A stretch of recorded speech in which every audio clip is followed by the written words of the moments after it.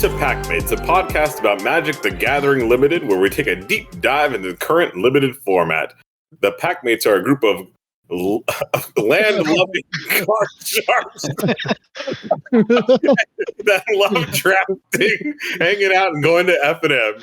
Don't forget to check out our socials and join the Discord. Links are in the description.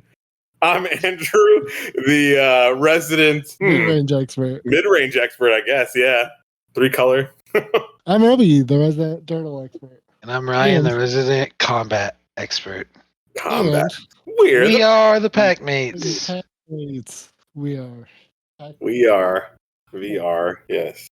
Not as good as last week. Yeah, definitely. Yeah, there was 1 week a while back where we nailed it, but hasn't been There quite was as a good week. since. I remember that. It was a good week. It was a good week. Oh man. So pre-release, guys. Yeah. Lord of the Rings. Lord of the Rings. How many of you guys opened up for one ring? I did. Oh, did you really? Yeah. Oh, jeez. I said that more as a joke. I didn't realize you actually did. Oh. Yeah, Really? it's super tempting to. You get so many cards. Yeah, well, I can get into that. I want to get a full explanation of that. Yeah. Oh yeah, you guys will get one. You'll get one. Oh, good. So, Robi, I think you did the best out of all of us. So, Which makes no sense. like, literally makes no sense. I was so I ended up tying my first 2 games. Super horrible. I was tilted off the edge of the earth. Yeah. It was like a really long judge call, and like it was so tilting. And then I lose game 3, and I just win every other game. And I was just on a warpath after the two ties. I was playing so aggro. Like just like, all right, are you ready? Yeah, I think you've shuffled enough. like, oh man. Like, oh, you need to go to the bathroom? Hold it. Put a cork in it, bruh. We were finishing this game. Either beat me or wait, you know. Dang. 4, 1, and 2, huh? Or was it 3, 1, and 2? I don't remember. 3, 1, and 2, yeah. Oh, so you lost one? Shit. I lost one, yeah. Badly. Shoot. Was it the last round? No, it was the 3rd round. Oh shoot. Yeah. Dang. No, it was the 4th round. Oh, okay. Fair. Oh man. But yeah. I ended up playing Boros. Ooh. And by Boros, I just mean I had Andorel, Flame of West. And it didn't matter what deck I played, right? Like, that's the 3 mana equipment that gives something +3/+1. And whenever it attacks, it makes 2/1/1 flying creatures.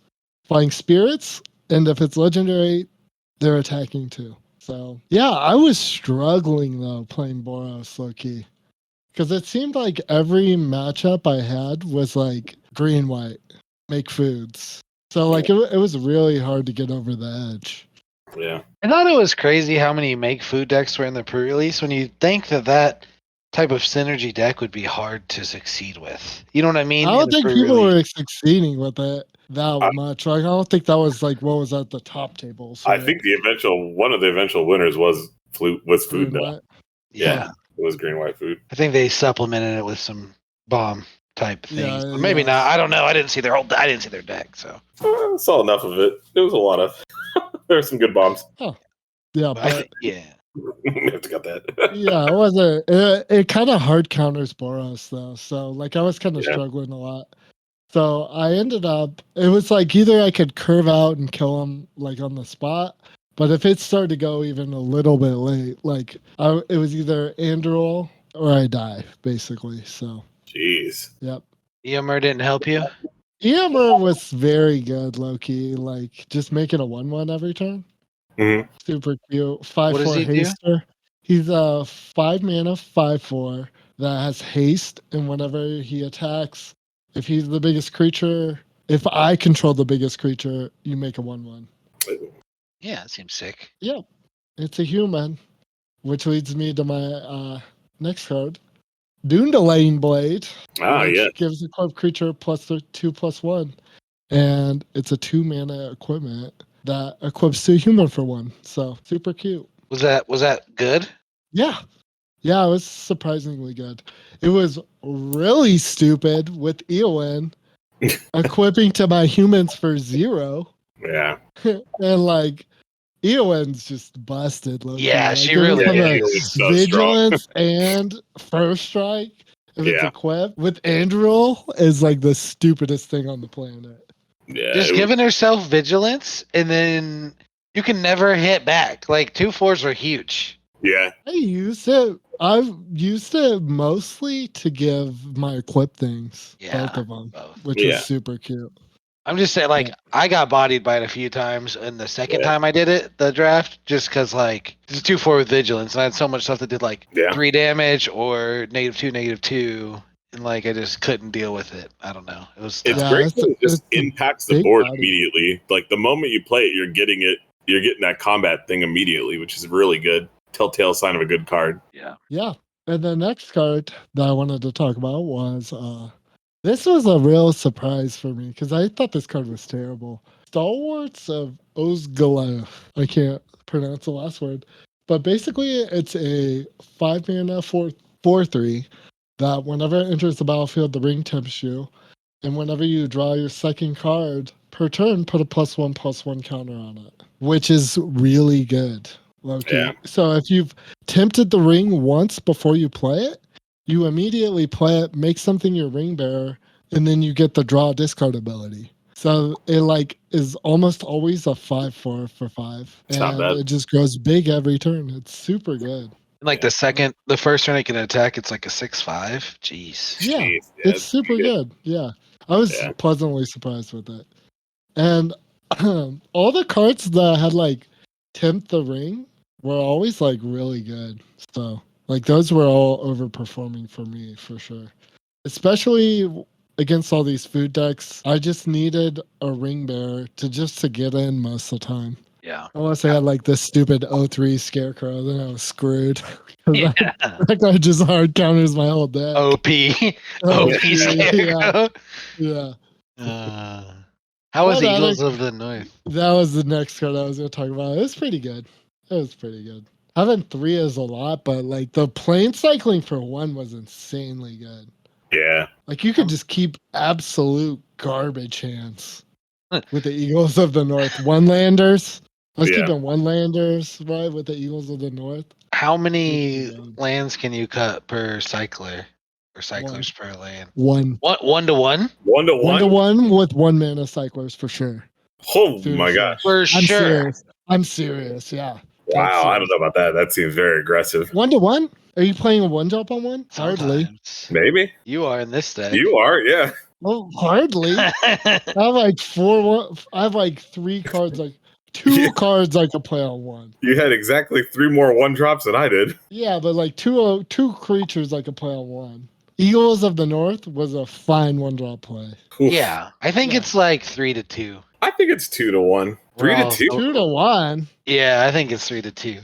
Oh, I was like, this is sealed, right?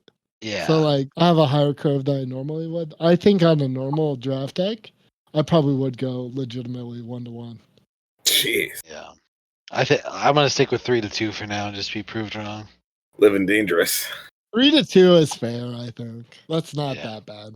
Yeah, but yeah, it was pretty good. But so the funny thing about my pre-release was after my first loss to green white, I kind of went back to what I learned from us proxy, and I busted out the sideboard deck. So I actually have like a whole nother deck to talk about because against green white, I'd play Boros because I thought it was by far my strongest deck. But if I was getting blanked by food tokens, I kind of just like learned maybe I should just go into blue black because that's good against the food tokens. I don't really care about their life total as much. So I sided into blue black every game that I played green white. So my next 3 games in a row, I sided into blue black in game 2. Even if I won, like I would still side into it. And so I ended up playing blue black, splashing white for a couple, like specifically Latho, the corrupt sheriff, which is so annoying that they spelt that way. But that's the 2/1 for 2 that creates a treasure token when Whenever you a player casts their second spell. cast their second spell each turn. And you lose Yeah, that was life. very good. Very good. And shadow summoning, obviously the 2 mana make 2/1/1 spirits, and the Rainthonk, the Rolling Steward. I think that's the 3/3 that makes 1/1s. And the Thor, yeah. Then the Thor, I can't read it. Yeah. Yeah, that's the guy that whenever you sack some, you drain them and you make a 1/1 at the end of your turn. Yeah, like you turn all your dudes into Cauldron Familiars. It's pretty good. Yeah, he's pretty good. And I was playing 4 main deck Lash of Balrog, which is kind of ridiculous. Like I had 3, and then I just looked at it and I was like, dude, what's the 4th one? Like I might as well just run all 4. Like, yeah. And I think that was low key super correct. And, yeah. Go ahead. All the decks I lost to just had a ton of removal. Yeah. And red white, I had literally like 0. I had a Hobbit Sting, and that was it. Like not really reasonable removal there. But I just beat people with card advantage, and specifically the Palantir of Ornock. I don't know. Orthanc. Palantir of Orthanc. It's a legendary artifact that says at the beginning of your end step, put an influence counter on I can't read it. On it. Orthanc. And scry 2. Then target opponent may have you draw a card. If that player doesn't, you mill X cards, where X is the number of influence counters on Palantir of Orthanc, and that player loses life equal to the total mana value of those cards. Actually insane. I almost milled someone out with that. Oh my because they were putting all their lands on the bottom. It was up to like 10 counters, and they had like 11 cards in their deck, and I was almost just like, go for it, mill them. Because I like calculated it, and they had like 8 lands still left in their deck. But I decided not to. I was scared. My opponent did that, and they caught it Eagles of the North. Got him. It was sick. For lethal. Yeah. Like, Eagles of the North would have done me in too. Eagles of the North? Dude, I had the other one. I almost ran 3 in there. I almost did. I probably should have, but it was real stupid. That's like infinite card advantage, and so good. Yeah, and R1's Gift kind of was popping off for me too. Just because it's like sealed, right? I don't know. I thought it was pretty good when I played with it. I cast it for 3 quite a bit too. I played bad legendaries just to make it go off. They were just kind of incidental in the deck. I thought. Like you don't have to play that bad of legendaries, right? Yeah. Like I played Elrond, Lord of Rivendell, which whenever a creature enters the battlefield, scry 1. If it's the second time that the creature that you've scried 1, then you tempt the ring. I'm tripping. That was pretty good, Loki. Because that's kind of how this deck won, was just like getting a one power ring bearer that they can never block. And just swinging it for 20 turns. Yeah, 1 power ring bears are so good. Yeah, 1 power ring bear, swing it for 20 turns. Basically the win con. Or I also would sideboard in the Andrew. So just Andrew plan, mill plan, card advantage plan. Easy wins. But Lorith was pretty good too. The 3 mana 1/4 that lets you untap a target permanent. Kind of sick to have like a little Lane of War Elves. You know what I did with it too that was super cute? Was I would untap my guys that they put that blue enchantment on that taps a creature whenever they'd attack into me, and trade them off, which was super cute. But yeah, that's basically my decks. But went 3-1-2. Yep. Nice. Very nice. Good job. Nice. I went. When you opened your pack, you did say you were going to win the whole thing. Because you got Andrew as your promo. I should have. Oh, that's funny. I was tilted. Yeah. Man, I didn't get any good rares or anything like that. I felt like, well, my deck, I think I played Gadriel of Lorthrin, and I thought that was probably one of my better rares that I had in this deck.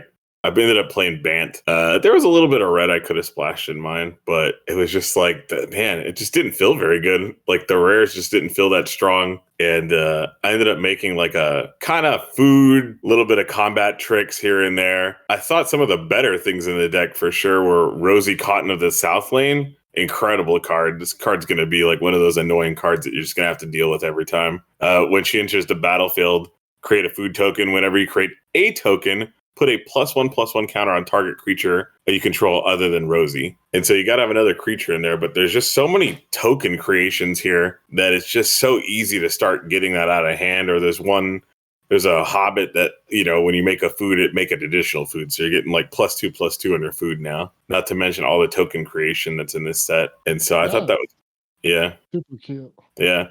Mini Partings, that card's like super strong. For 1 green to search for a basic land, reveal it, put it in your hand, shuffle, and then create a food token. Like, I think this is going to be the backbone of how you do 3 colors, right? Yeah, for sure. For sure. That and another card that I see on here. There's another one you got. Yeah. Oh, the Pathfinder? Yeah, Pathfinder's. Pathfinder is super strong. I wish I probably should have. Oh, I put on side. Okay, good. I did highlight it. Yeah, I see it. I see it. Yeah. Man, people just forget about Pathfinder's second ability. I had it just stupid. Yeah, I just had it on board and I had like 8 mana or whatever. And it's just like they just forgot. They were like, after I ramped out, it's like the card loses all text, right?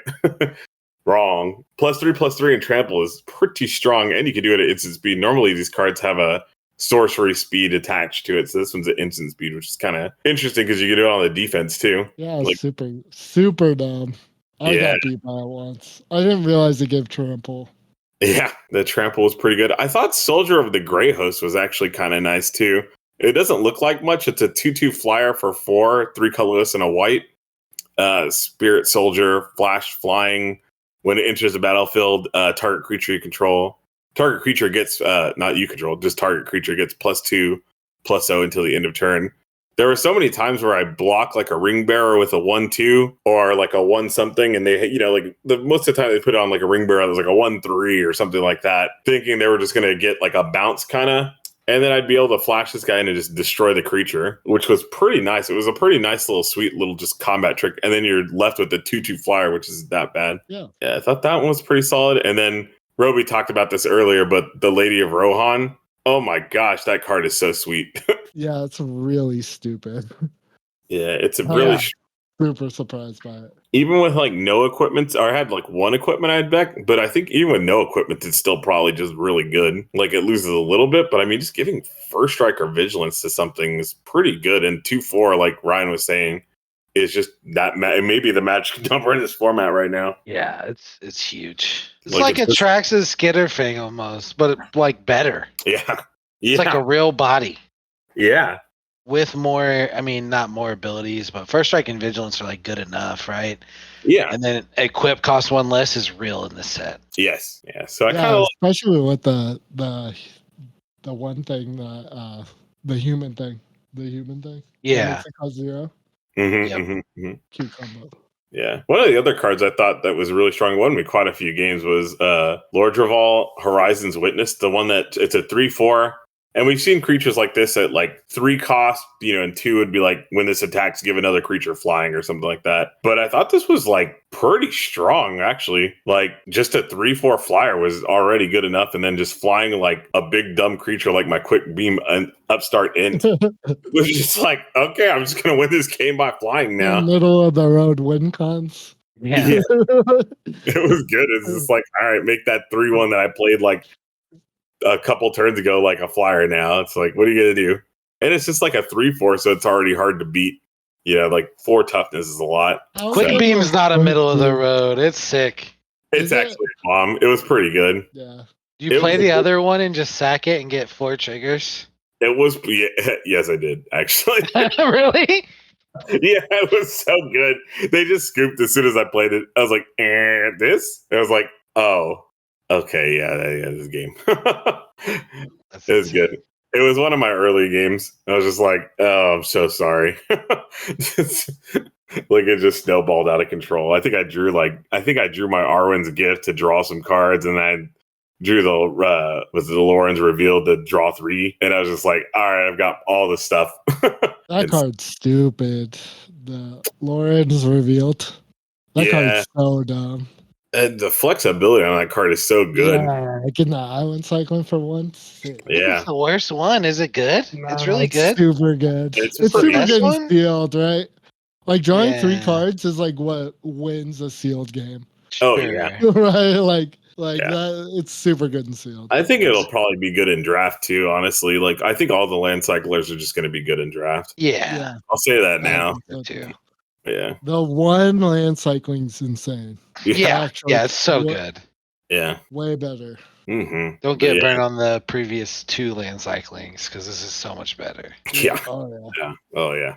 So I thought it was pretty nice. There's some really kind of fun stuff with like the ring temps, but I just didn't get a lot of synergies in my pool. It was just kind of like trying to be a good stuff kind of deck, but it was just so middle of the road because I didn't have any bombs or anything like that. Like the quick beam was probably like the way I was going to end a game, and it really normally was, or it would be like just giving something flying with the Horizon Witness. But for the most part, I felt I knew the deck was like really low on power level when I was starting to play it, and just when I opened my rares and just like none of these do a thing.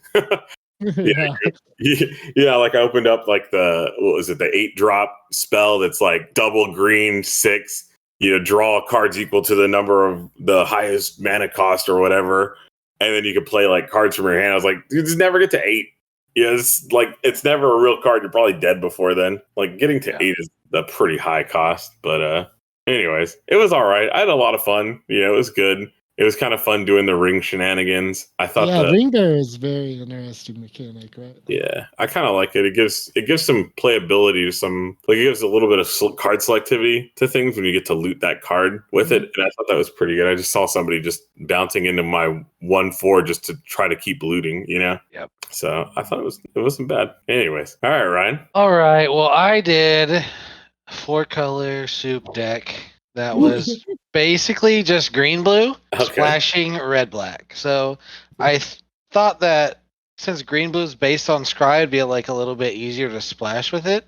Yeah. And I was right and wrong. So when I got my scry stuff, the deck was amazing. Didn't lose a game when my scry stuff was going. I had my elves out. I was scrying all the time. It was true for that part. Mm-hmm. But almost every game I lost, I never got my scry engine going. And so it was way harder to splash, right? Because I wasn't scrying all the time. Yeah. So I think it's a good place to start for a splash, maybe in a draft when you can get more like reliable scries that that scry more than once. You know what I mean?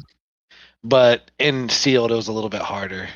I did have a lot of the like scry payoffs. Like I had 2 different things that put 1/1 counters on stuff when you scry, and then one thing that got its own 1/1 counters when you scry, and then one thing that was unblockable when you scry, and you know what I mean? Like, so I was like, I gotta try it. You know what I mean? But so big takeaways were repeatable scries are like the most important pieces of this, and like the payoffs that leave lasting advantages. Yeah. So last week, I think I said I didn't think Celeborn was that good because he just gets +1/+1 whenever you scry. Mm-hmm. But he also has another ability that whenever you attack with 1 or more elves, you scry 1. He's a repeatable scry, so I think he's like super important now. I changed my mind from last week. Lithorian Lookout was super good. It's the 1/3 for 2 that whenever it attacks scry 1. Make that my ring bearer, people are using murder on it. Like, it's so good. They can never kill it in combat, and I just get a scry literally every time. And when you can scry and loot, it's absurd. Yeah. Another spell that I played was In's Fury. It's 1 and a green for a sorcery, and it's like the best fight spell for 2 I've ever seen printed at common. If your creature's power is 4 or greater, you get to put a 1/1 counter on it, and then no matter what its power is, it gets +1/+1 and fights another creature. Yeah. So the last encounter was huge. There's not a ton of instant speed interaction in this set, and if your creature's power is 4 or greater, a lot of it misses him. Yeah. Right, because there's like -2/-2 and deal 3, and then there's like deal 4 at instant speed. But that's like most of it. There's also unsummon for 2, right? But not if it's a token. So basically, if you have a 5/5 token, it's pretty safe to cast on, I think. But if you're not playing red, it's a lot safer. If you're not playing against black, it's somewhat safer. like people are always scared of these because they get blown out, but I just think in this set there's a lot less instant speed interaction at common specifically. And it just does so much that's like worth the risk. Like you have to be smart with it, right? But it's just worth the risk. Yeah. Another card I played was the Troll of Khazad-dûm. It's 5 and a black for 6/5. Has Swamp Cycling 1, and it can't be blocked except by 3 or more creatures. So it's like Super Menace. Jeez. I almost never wanted to swamp cycle this. Like it was so good to resolve. Yeah. It's basically a 6/5 unblockable for 6. So crazy. Wizard Rockets was very good. That's one of the ways I splash. 1 mana enters tapped, and you pay X. Sacrifice it, add X mana in any combination of colors. And when it's put into the graveyard from the battlefield, draw a card. So it fixes and it replaces itself. I don't know what else you can ask for. It not coming to play untapped. Yeah, but like this is a fine turn 1 play, and it's fine to like it was fine. It's fine. It's good. It's good. X in any color, bro. You can cast quad. You can cast Phyrexian Obliterator for 4. This is very nice. You know what I mean? Like it's dumb. And then a card that was like a lot of fun that I really like enjoyed playing with that I felt like was like kind of hard to play was the One Ring. So tell us about it. I was super curious. 4 mana legendary artifact indestructible. When it enters the battlefield, if you cast it, you gain protection from everything until your next turn. That can be abused, right? Like you can full swing. They think I have lethal and crackback. No, you don't. You know what I mean? And then at the beginning of your upkeep, you lose 1 life for each burden counter on the One Ring. And then you tap it, put a burden counter, then draw a card for each burden counter on it. So, you know, when you draw your first card at the beginning of your upkeep, you lose a life. Your second card, you lose 2 life at the beginning of every upkeep. Third card, you lose 3 life. Fourth card, you lose 4 life. But it's not actually the 4th card. Like you get, if you get 3 burden counters on it, that's 6 cards you get, right? Because you get 1 + 2 + 3. Yeah. 6 was often the magic number. I did one time go up 1 more and drew 10 cards off of it total. Jeez. By putting it up to 4 burden counters. But it was because it was during my turn and I was like at 1. And it's like win now or lose, no matter what. You know what I mean? So it didn't matter. Right. So it's kind of sick in that regard. I think it's like pretty good at helping you. So like the turn you play it, you don't take any damage, right, from your opponent because you have protection from everything. Yeah. You draw a card at the end of their turn or whatever, or on your turn if you want. Doesn't matter because you're not taking damage. And then on your next turn, you draw 2 more cards and you draw 1 for your upkeep. So you've drawn like 4 cards since you've played it. That should help you wrestle control of the board. And then you just have to kind of calculate the pings out to how many cards you can draw. That kind of makes it a little bit hard. Seems pretty big brained. Yeah, but like a little bit. The thing that I've seen people doing the worst job at, like when I saw other people playing it, was their last turn of it, like when they're gonna die next turn, they don't take the extras. That was like the biggest thing. So like say like it has 4 counters already on it and you're at 3. Mm-hmm. You're dead next turn anyway, so draw 5 cards and see if you can win. You know what I mean? Yeah. And a lot of people weren't doing that. So I thought that was a mistake. But yeah, like gain control of the board before you start drawing cards. It's okay to play it to catch your breath, like if you're getting beat down, to kind of like make them skip a turn of attacks and maybe only draw like 1 card or even no cards off of it early. And then once you wrestle the board, then you can start using it. You know what I mean? Because it's still like Teferi's protection or whatever, right? Yeah. So it can still give you a turn to breathe, but yeah, and then you just really got to do the math out when like as to how many turns you think you can win in and how much damage you can take and if they can do any damage to you. If that messes up the math, but I mean, draw 6 cards, I think. Like, do you think it's better than the other mill thing? No. Yeah. No. I think it's like a bigger burst faster. Yeah, probably. But I think it like the cost is like the other card is like free, right? Like all you have to do is pay the mana 1 time, then you constantly get card advantage. Yeah, you're having to pay a lot of life, right? Yeah, you're not paying any life, and you say it will mill you, but like I can just bottom like 1 4-cost spell and 1 like 5-cost spell, and it's not like I'm gonna kill them if it mills me, right? Yeah. Oh yeah, I definitely. Well, I usually would just leave them on top to scare them. Right, but like I'm saying, like if you're getting close to being milled out, just start putting the stuff on the bottom that's gonna hurt them, right? Yeah. Yeah. Like if you just only put lands on the bottom, then they'll mill you out. But if you put like 2 trolls on the bottom that when they mill you out hits them for 12 plus whatever other cards you had in your deck. Yeah.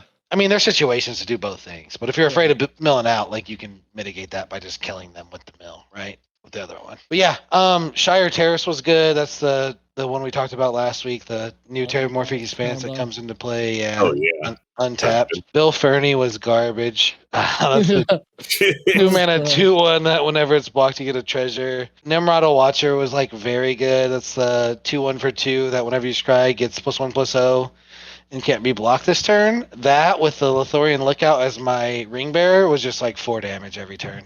Jeez. It was a lot. It was like the sickest like turn 2 and 3 play that I could do. Gimli Mournful Avenger is kind of worthless and it's a rare. You should never first pick it.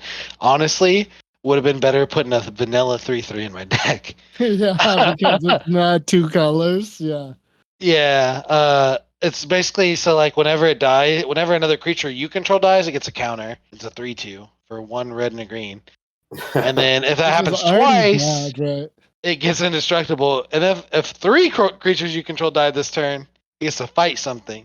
And he gets counters every time too. But basically all of that means absolutely nothing. Right? Yeah, like I mean, I'm sure it'd be good in like a pretty aggressive deck where they like have to block your dudes. Yeah. But not in this deck. Like the Fire Leapers. Yeah. Like the Goblin Fire Leapers, the ones that you can pump. Yeah, those guys are sick. Yeah, they were pretty good. Yeah, I actually did another draft and it was a lot of fun. It was way more fun than this one was. Another pre-release, not a draft. Yeah, I saw your pool and it was looking real rough. Yeah, it was. It was just awkward. I literally splashed black for an uncommon. Yeah. You almost didn't even have Balrog in there, right? Like you like took him out, and I was like, Ryan, how do you? We were like doing the math, and then we were like, wait, Ryan, how do you possibly win? And you're like, I'm putting Balrog back in. Yeah. Balrog is secretly super good because it can't be blocked except by legendary creatures, and it's a 7/5 haste. And that's exactly what you want to try and block your stuff, right? Is there good legendary creatures? Yeah, but they normally swing with their ring bearer, right? So like sometimes they won't even have a legendary creature when you play it. Yeah. Yeah. And I did sack Wizard's Rockets to play it for 6 one time, which was pretty sick. Because it costs 1 less for each permanent I've sacrificed this turn. Cute. Oh my god. Yeah. Could you imagine that was some treasures? Ugh, gross. Yeah. If only they'd block Bill Furry, right? Yeah, if they blocked Bill Fernie and I had Wizard Rockets, forget about it. Funny. Yeah. But yeah, I had a horse to give him, like Yeah. If I had a horse to give him for 3. There's only 2 horses in the set, and they're both super good. Like one's the red, white, hasty one. Yeah, Bill. And the other one's the 4/4 for 4. Yeah, Bill. It's a 1/4, but really it's a 4/4, right? Because you can eat the food. Yeah, it's cute. But yeah, it was fun. I mean, I'm excited for this set for sure. It's a little too slow for me. Slow? I feel like it's gonna be really. Yeah. I think it's gonna be an extremely fast format. Oh no. It's going to feel a lot slower than March, I think. I think I'm going to call it again. I think Dimir might be the best deck again. I think you might be mistaken. I think you're mistaken. We'll see. Because I think everyone thinks that green white's probably the strongest, and that's going to just poop all over it, Red black seemed really good, and red black seems okay, yeah. In draft, I think Boros could be insane. Yeah. Yeah, Boros is kind of but it gets countered by green white. It gets countered. Yeah, only if they have time to actually pay money or pay mana to use their food. If you don't give them time to crack Sealed is their different, foods. right? Sealed is a different beast. Like you have time to actually get the mana. On the flip side of that, and you gotta have like 1-drops in draft, right? Like right. But like on the flip side of that too, though, the food decks are going to be way better too. That's true, but they the food decks counter them by like using their food to gain life, right? But every time you use your food to gain life, you don't really add anything to the board. So if they can keep the board clean where all they have is food, and then the food deck has to decide whether or not to add to the board or just spend a turn to like mitigate as much damage as possible by like eating their food, you're like this really doesn't hurt you. You know what I'm saying? Yeah. Because like if they spend 4 mana to eat 2 foods, but you do 7 damage to them, you just took an extra turn and did 1 damage to them. You know what I mean? Yeah. But the thing is like if they're just able to stall out long enough, it's just unwinnable, right? Yeah. I mean, it's just A lot like of any times, other. like the food deck isn't just playing creatures to make food to mitigate their life total. They're playing creatures to add to the board and just incidentally getting food. So once you get them down to like 5 or 6, they just start cracking all their food. They've been adding to the board the whole time. Right. Like, it's not just like, it's way different. I understand, but you could still beat food decks in Eldraine with aggro because they didn't have time to pay the 2 mana to gain the life. You know what I mean? Yeah, but the aggro was better, first off. And there's some good aggro cards in this, dog. There's some real good ones. I do think the aggro will be like a little bit more mid range. You didn't have like 1 mana freaking what are they called? Adventures that are just like combat tricks. All your 3/1s are combat tricks. I think you're going to have a bunch of ring tempt you creatures and getting in there. Like you're going to be tempted out on one big guy. 1 mana, 1/1 menaces, bro. In this set, that's insane. It's insane. I don't know. Well, we'll see. Yeah, we'll see. We'll see. I'll figure it out. Don't worry. Don't you worry. We'll figure out Boros. I think that actually, I think maybe Izzet might be really good. Yeah, I think so too. Yeah, I think there's going to be a lot of stuff that's really good, honestly. Like, I'm excited for this set. Like, nothing was really sticking out. Too, man. Like, I'm excited to play some green blue. I saw that being pretty good during the seal. I was like, I see it here. Like, it can be there. Yeah. I think the food deck and the elf deck will be the most contested decks, though, early. I think so. Because I think everybody wants to play those 2 decks. You know what I mean? Yeah. But I don't know. That's just speculation. Kind of, except for at the pre-release, everyone was playing a food deck if they had like 2 things that said food. Yeah, that made food. Yeah. So I think the food deck.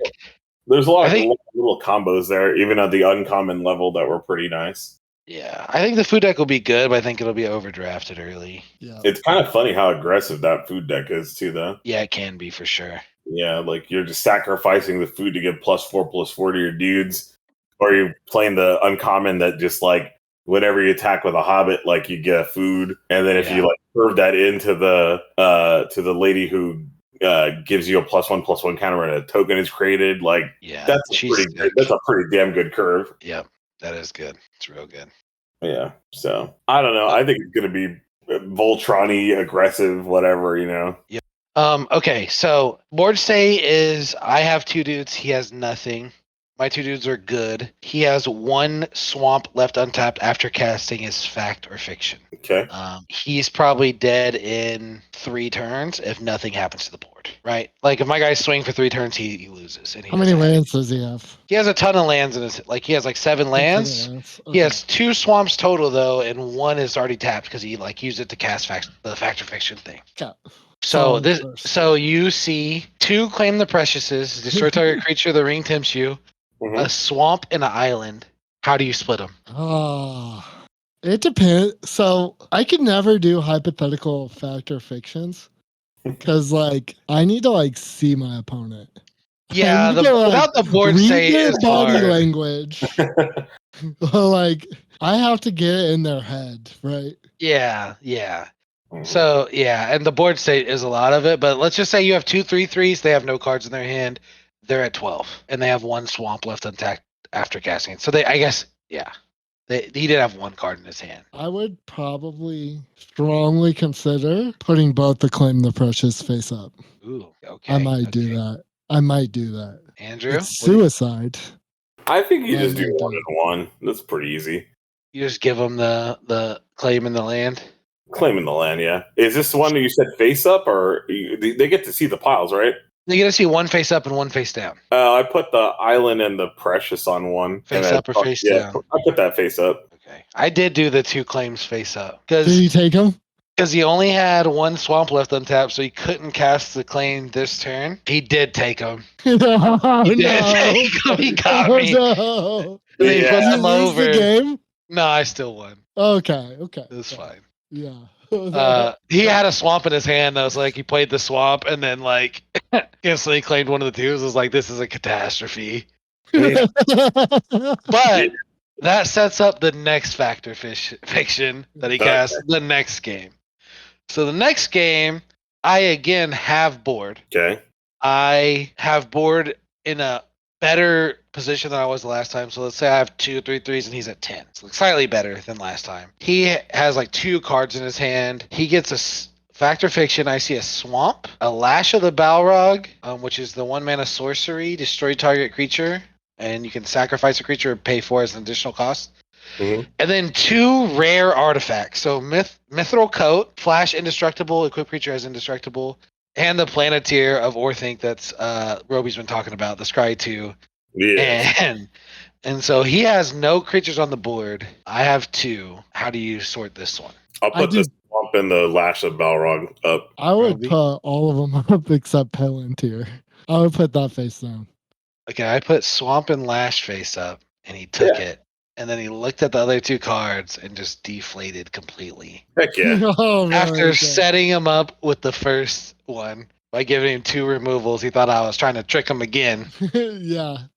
And I was close to that. I wouldn't be as greedy as you guys. Well, I just my couldn't- thought was if he took the coat and the Palantir, he wouldn't have time to like play them before he died. With no creatures, the coat doesn't do anything.